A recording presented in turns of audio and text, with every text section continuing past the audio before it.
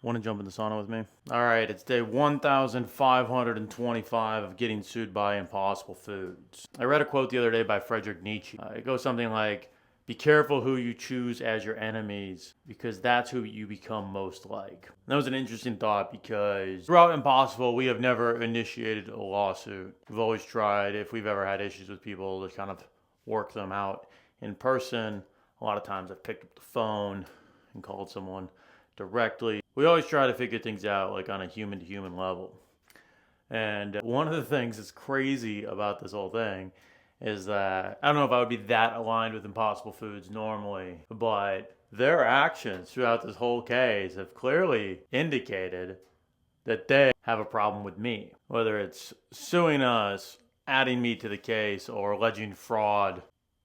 It's like we didn't pick them as an enemy, but I guess they picked us. I didn't really ever think of them as an enemy, but then when someone spends 4.5 years trying to destroy everything you've ever made, what does that even make them? And it's interesting because it's like after 4.5 years of a lawsuit, it's pretty easy to get angry or bitter, or, try to start acting like the other party has been acting, pretty malicious or, out of bad faith. But you got to be careful because if you start fighting against something and you become that thing in order to win, like what did you actually even win? Now don't get me wrong, it would be great to be some parts of Impossible Foods. Like it would be awesome to just raise $2 billion for a product that's clearly not doing that well in the marketplace and just have investors give you a ton of money and then and even though you're spending millions of dollars on marketing, like the CEO said, nobody's buying the stuff. And so we spent all this money, raised awareness, and no one bought it.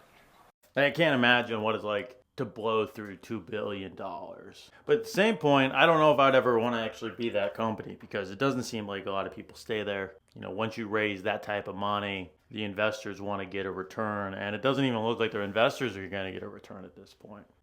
The nutrition labels are not that great. People aren't really into processed food. It seems like it's kind of had its limelight, and it's like one of those zombie unicorns that's just in its final death march. So yeah, it would be great to have the $2 billion to just throw around. But, from the beginning, we started Impossible. I started in my parents' basement. We've never taken any funding. It's been an extension of my story and it's grown from there. And, you look at all these people running around Silicon Valley and all these other places, raising tons of money, marking that as success. But, they get pushed out of their own companies or they lose control or they go bankrupt a few years later. And, when you look at the 15-year trajectory of Impossible, growing slowly and steady over time, I think one of the things we figured out how to do pretty well is be resilient, to keep going. And, there's been a lot of people that have come and gone, and we are still here. So, yeah, trying to stay positive the whole time through. So, be careful about who you choose as your enemies. Or sometimes, be careful which enemies choose you. You don't always get a choice, but you do get a choice on how you react, how you engage, and how you continue to move forward. And just remember that, just because other people get these seemingly flash in the pan moments, realize as quick as it comes, it can also go. So that's what we're trying to do here. We're trying to put tortoise in the hare here. I've always said, I'm not the fastest runner when it comes to races, but I'm pretty good at suffering and I don't quit. So I think that carries over to the business, and we're building resiliency, we're building for the long term, and we're building not to quit. So that's today's thoughts from the sauna. Today's day 1525, getting sued by Impossible Foods. I'll see you guys tomorrow.